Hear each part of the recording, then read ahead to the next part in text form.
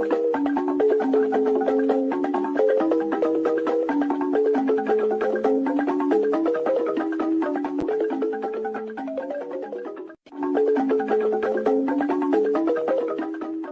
have no mercy for those that come to disrupt the restoration of this struggle. We don't negotiate with anyone. We will never do that. Because when you do things like that, you encourage the same thing to be inside the government, and they will continue to do what they are doing. They said, added their sex.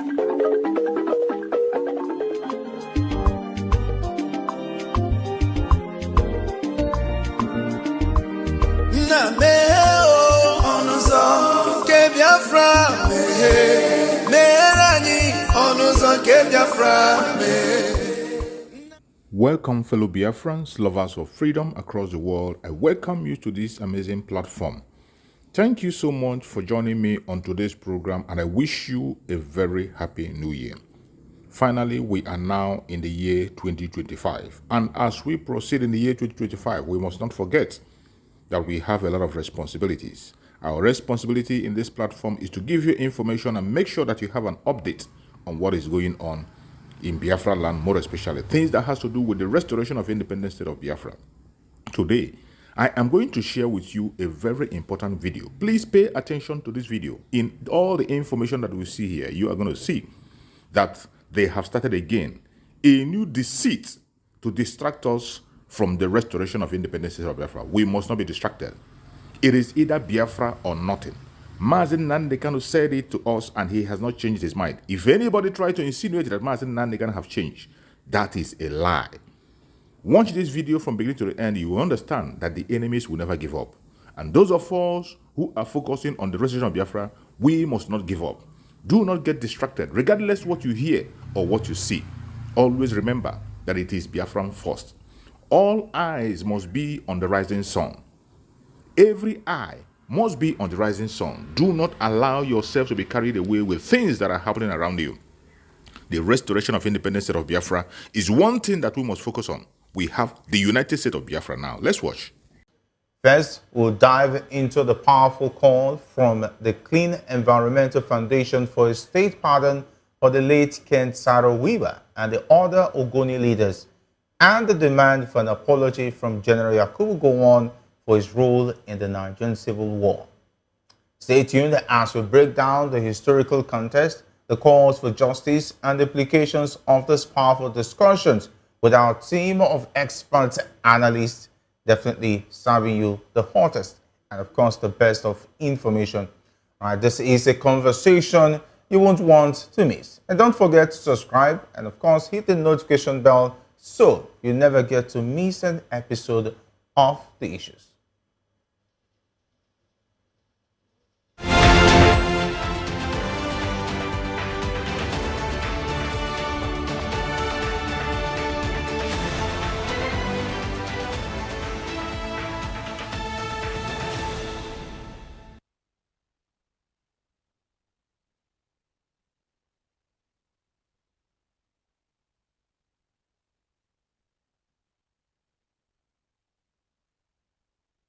All right, welcome back. Let's now dive straight into today's discussion.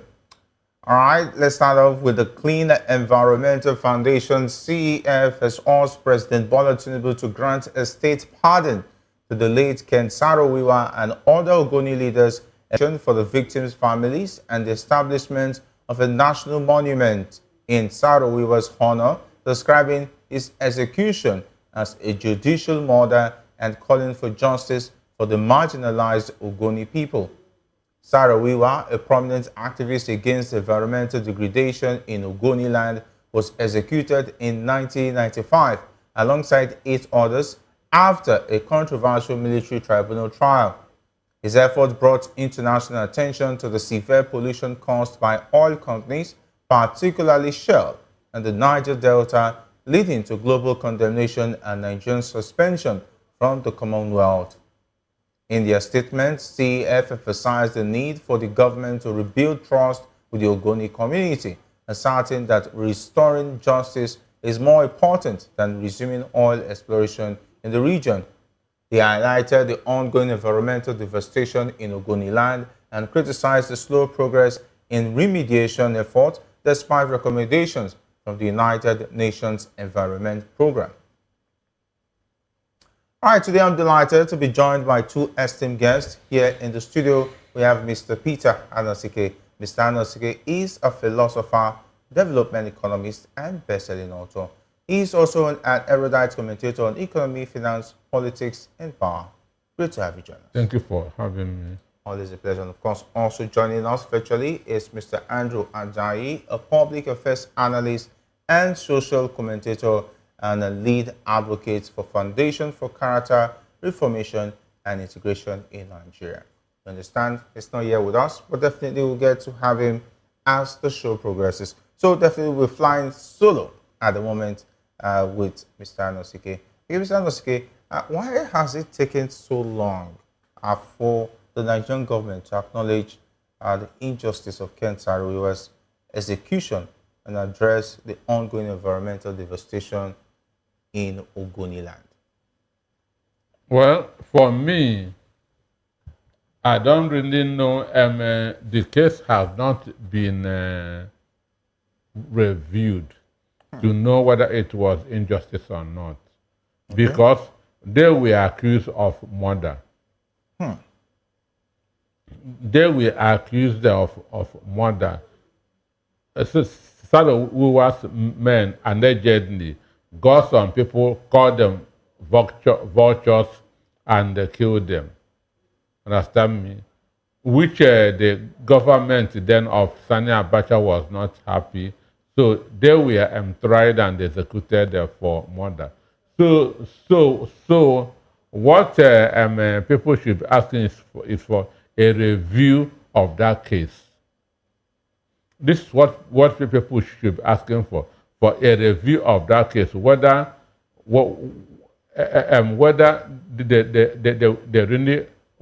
they committed the offense for what they were tried and executed, because murder is a truth for that, or the penalty for murder is murder. So what they should be asking is for a review of that case to know whether there were justice or injustice. So that is what I would say that's on that issue. So it's not because Babangida came up with a book that will begin to reverse everything. It doesn't happen that way. All right. Do you believe that granting a state pardon for Saro-Wiwa and other executed Ogoni leaders would genuinely rebuild trust with the Ogoni people, or is it just a symbolic gesture? I said they must review that case, first of all. Okay. What about the calls for pardon for him? They must review that case to decide whether he deserves to be pardoned or not. Because Saro-Wiwa himself was not a saint. Make me understand. Make me understand why you believe he was not a saint. One, to start with, Saro-Wiwa was the person that showed Northern Nigerian army how to penetrate the eastern part of the country. Okay. Remember, he was part of the federal forces during the Civil War. Understand me? Okay. Because of that, he was rewarded with a commissioner at the age of 27. Okay. When River State was created. So for me, Saro-Wiwa was a saboutuer. Understand me? For me, understand me? That was during the Abacha's regime in 1995. Sure. Okay. So Saro-Wiwa was tried and his people, they called them the Ogoni 9. Understand me? So they were tried for murder and found guilty. And the penalty for that is execution, because it was under the army. So the issue is that, so what I'm saying is that they should revisit that case and not calling that he should be granted the state pardon. They should revisit that case.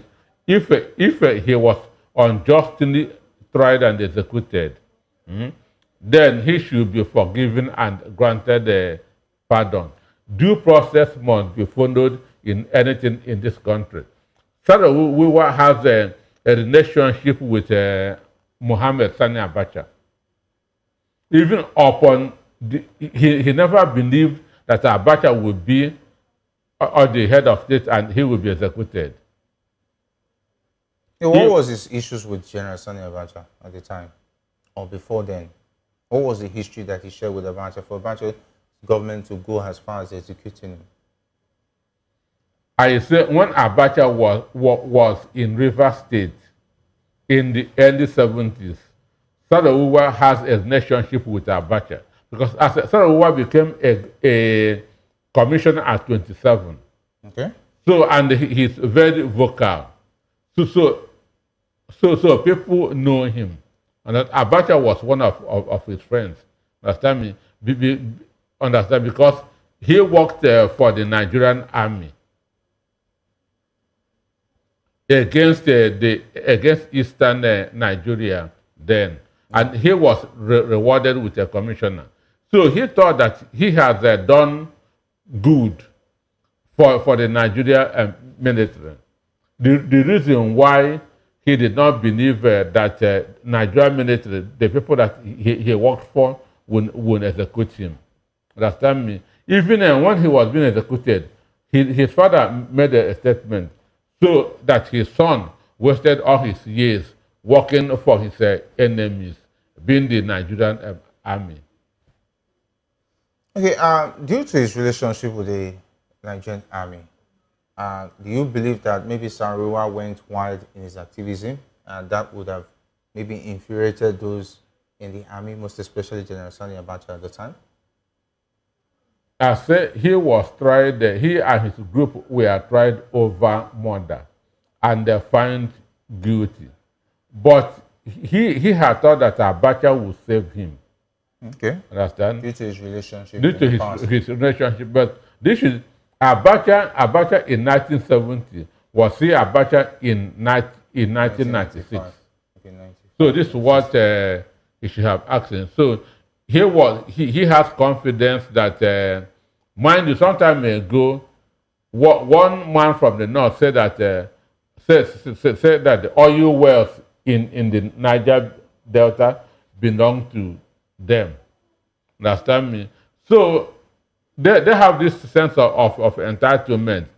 We deliver the people from the River State from Biafra. And because of it, whatever is in River State belongs to them. Understand? So, and Saro-Wiwa helped to make this thing possible.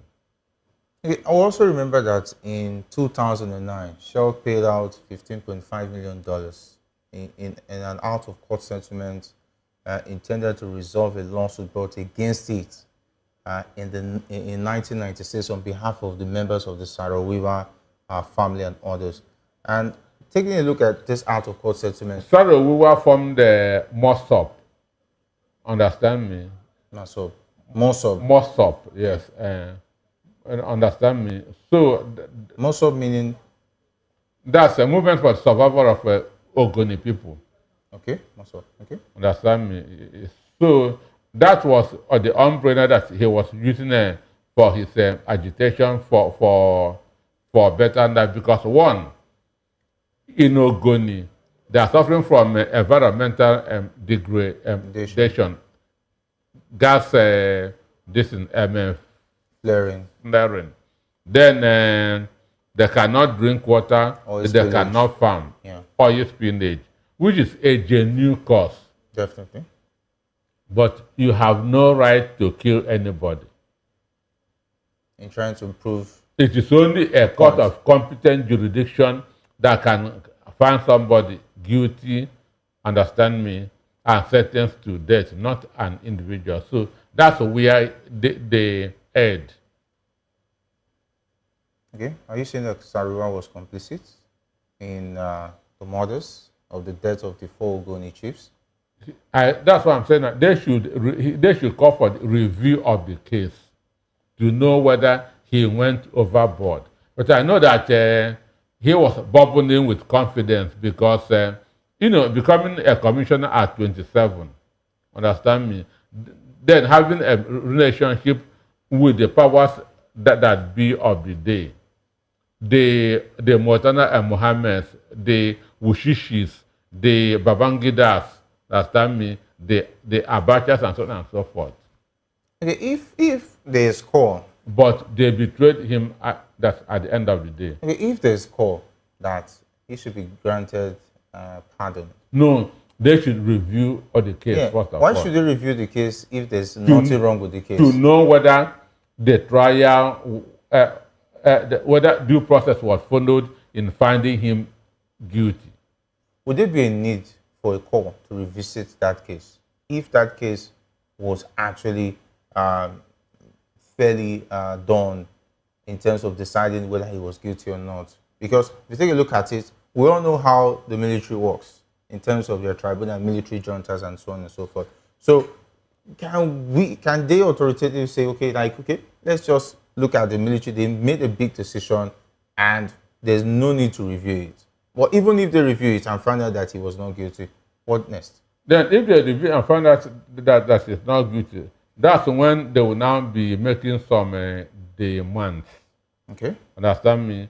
Demands, one, he cannot come back again. To life. But he has a cause that he is pursuing. Then there's also need for compensation and so on and so forth. Just like somebody was saying that Abionda should be recognized as a former president, which is a good one. Okay. Because it has been proven that he won the election. Understand me? Okay. So if the case is revisited and it was found that justice was not followed, then they can now find a way of compensating him and the Ogoni people. All right, talking about Ogoni, they've been stop of oil exploration in Ogoni land, most especially after the killing of Saro-Wiwa, and the government has been making plans to return back to exploration in Ogoni land. Given the slow process in environmental remediation efforts in Ogoni land, do you think the Nigerian government is genuinely committed to addressing the environmental crisis caused by oil companies like Shell? This is part of the conditions that are given to the oil companies that are doing that. Understand me? As you are excavating, you should also be managing and maintaining the soil. It's part of the condition. But because of corruption, understand me? And in River State, these oil companies give money to the traditional rulers, which may not be going around and so on and so forth. Understand me? So assuming that it is a well-run state, those maintaining where you are doing that is part of the conditions. That's what happens in the other countries of the world. Understand me? That is what is happening in the other parts of the world. Shell should have been doing that long time ago. And whether or they are giving money for it and it's been siphoned is another thing. The Tinubu government is prioritizing going back to exploration in Ogoni land over making sure that justice is given to the people of Ogoni land. Do you think that makes the government more interested in the oil than justice for the people of Ogoni land? No, one, where there's no justice, there will not be peace. That's where there's no justice, there will not be peace. Those people are going through a lot of things. Understand me? They have fish, they cannot drink water, they can understand me, they cannot fish. They have land they cannot farm. Understand me? So they need the adequate compensation. Understand? And this is one thing that even this new tax regime that Tinubu that is pushing can even that address. Understand me? Since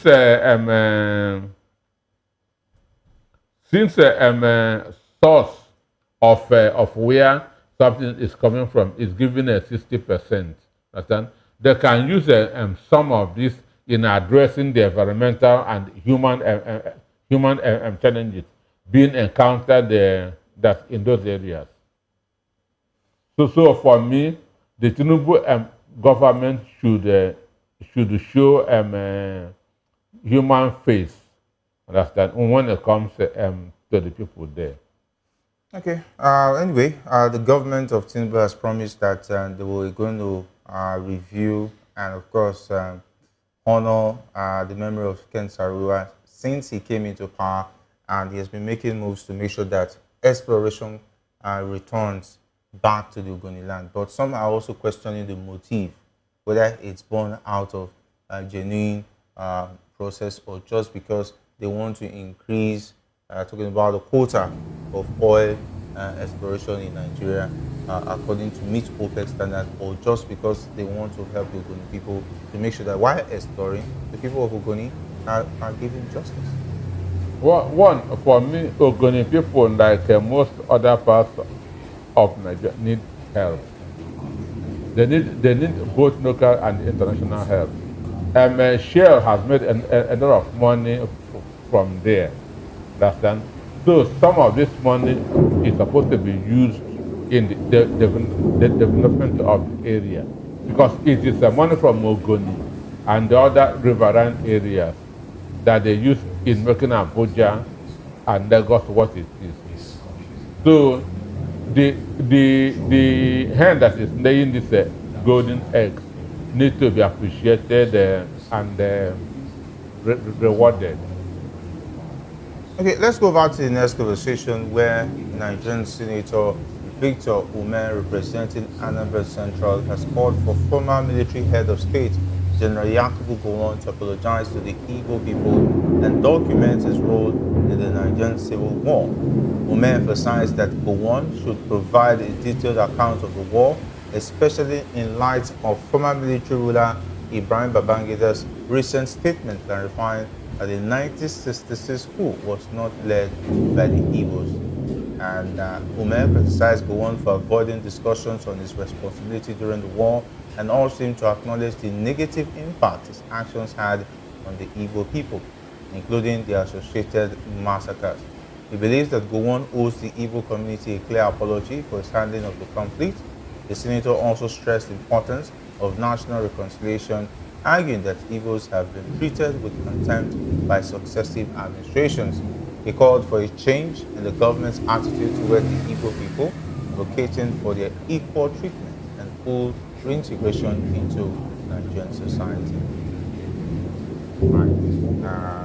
The Igbos have not been equally treated, or they've not been integrated into the Nigerian society. Do you agree with Senator Ume on this advocacy to reintegrate the Igbo people into the Nigerian society? Well, up to today, Igbos are still treated as prisoners of war. That's me. Up to today, Igbos are still being treated as people who were captured in war, who were defeated in war. A typical example: why is it it's only Southeast has 5 states, why every other one has 6? Understand me? And even Northwest have 7. Why? So this is at the end of the war, Gowon came out with what he called the history hour. Understand me? Reconciliation, rehabilitation, and so on and so forth, which was just mere words with no action. Igbos, we are never, understand, has never been fully accepted back into the country. 90% of the projects that you are seeing in the Southeast are self-effort. So Igbos have been surviving through self-help. What about the third million? Talking about the Niger Bridge and the other bridges that was recently commissioned. Example. Yeah, by the second Niger Bridge. So for 60 years, it is the bridge that. What about that development? The federal side? Example. Yeah, I've just cited it. Go to every bridge. part of the country. Southeast has the least federal presence. Southeast has the least federal presence. Go and take federal road in the Southeast and the federal road in other parts of the country. A typical example, in this 2025 budget, there's no any project in the budget for the Southeast. That's why they created the Southeast Development Commission by the Tinubu administration. Yes, that is to address all of those anomalies. But why did they put projects in other geopolitical zones except Southeast? Maybe we'll have to call the Tinubu ministers to explain. So for me, one thing that is going for the Igbos is that they are in charge of commerce, and you can never defeat people who are in charge of commerce. Understand me? That's one thing that is going for the Igbos, because you cannot drink your oil. Understand me? You cannot drink your oil. You cannot understand whatever money that you are making. You must still spend it on commerce, and that's where Igbos are waiting for you. Go to Abuja, embezzle all the money there. Igbos are waiting for you in the market. You are coming there to spend it. Adolf Hitler tried it many years ago. He couldn't defeat the Jews. And Igbos are the African Jews. But that the federal government has not recognized or integrated the Igbos is also one of the reasons why we are not moving forward. Understand me? That is the reason why we are not moving forward, and we cannot move forward unless Igbos are being carried along in the scheme of things in the country. And truly, I'm not even begging them, because if you hold somebody that's on the distant ground, you are also there. All right, funny enough, I've tried to look at the projects that have been done in the Southeast, and jokingly, a lot of Southeasterners have come out to say that the highest, look at the figure, about 90 military checkpoints have been spotted in the Southeast, meaning that it looks like the Southeast is one of the most militarized zones of recent. I say Southeast is like Gaza. Southeast is like Gaza, and the soldiers there are not there to protect life and property. They are there to make money. They are there to make money and not to protect life and property. Okay, from Bega here to Ibadan, how many checkpoints do you see? But from Onitsha to Owerri, you see not less than 40 checkpoints. What are they doing? 3 things: harassing, intimidating, extorting. Understand me? Harassing, intimidating, and extorting. Here will be a checkpoint. Will be here, 50 years away from there. Crime will be committed. Even the soldiers at the checkpoint will not even leave their base. Understand me? So they are not there for the protection of life and property. They are just there to make money. Thank you so much for watching the program. I appreciate you for your patience to watch from beginning to end. I hope you have learned a lot from this very program that I just played. this video. Please like and share the video. Share to all platforms. After sharing the video, now you can go to the comment section and put down your comments. Whatever suggestions, contributions you have to make, what you think about the video I just played, go to the comment section and put your comment. I will go to the comment section, and I bet you I am learning a lot from there, and you can equally learn from there. Let us share our experience on that comment section. Thank you so much, and stay blessed. Don't forget to share, and we continue to bless you as you share. Biafra government, peace, progress, unity, and equity. We move.